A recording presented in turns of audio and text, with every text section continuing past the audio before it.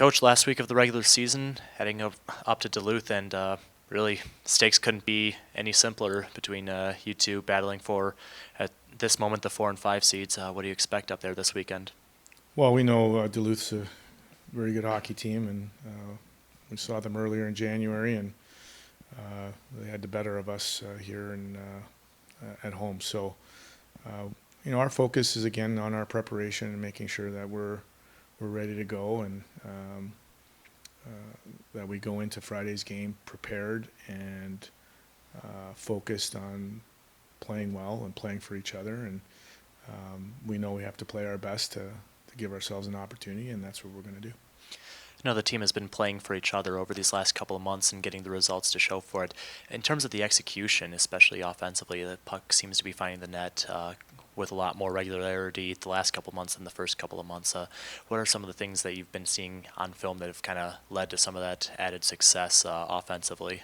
Well, I just think there's a lot of factors to that. Our game is a little bit more determined. We're making better decisions away from the puck, and we're making better decisions with the puck. We've got a lot more determination in the areas that you need to get to in order to score goals at this level. At the end of the day, I think our team is just in a much better place, better mindset.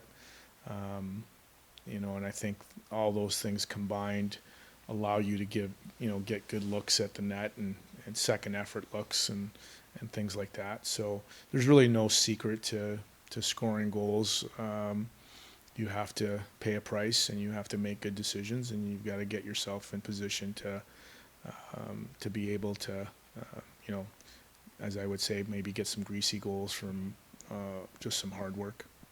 In similar spots in the standings, both you and Duluth, you see any kind of similarities in terms of, like, kind of the puck luck, so to speak, in terms of a lot of close games early on, some of them not going your way. Same thing with Duluth, and now both teams kind of starting to round into form entering this last weekend. Well, as we've said before, and pretty much every week, this is a tough conference. You're going to have to win some close games, and every weekend it seems there's close games, more than not. And whether it's us or anybody else in our conference, you've got to learn to play in those games, and you've got to learn to stay focused and play in the moment. How battle-tested do you feel this team's kind of been over this last month or so? It's been kind of a playoff mode, digging back into the NCHC race for home ice and getting into further up in the pairwise entering this weekend. For us, it's been one game at a time and playing for each other, and focusing on our preparation during the week and making sure that we're ready to go, and then refocus our attention on whatever comes next after the initial game on the weekend. So, for us, it's a process. Every day we have an opportunity to get better. This is anything new in our culture. We preach this from day one. Sometimes you have to refocus and say it a different way. But we call ourselves the Brotherhood for a reason. That's to play for each other and make sure that we're developing our players, and that our family is the most important thing, and the guys around you are our family.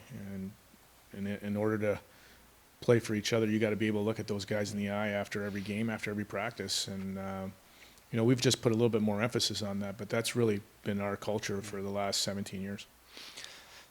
I have a feeling I know how the answer to this is going to go, but obviously the math is what it is going into this weekend. So what has to happen for the team to get what it needs to do to be able to come back home and stay around for another week next week?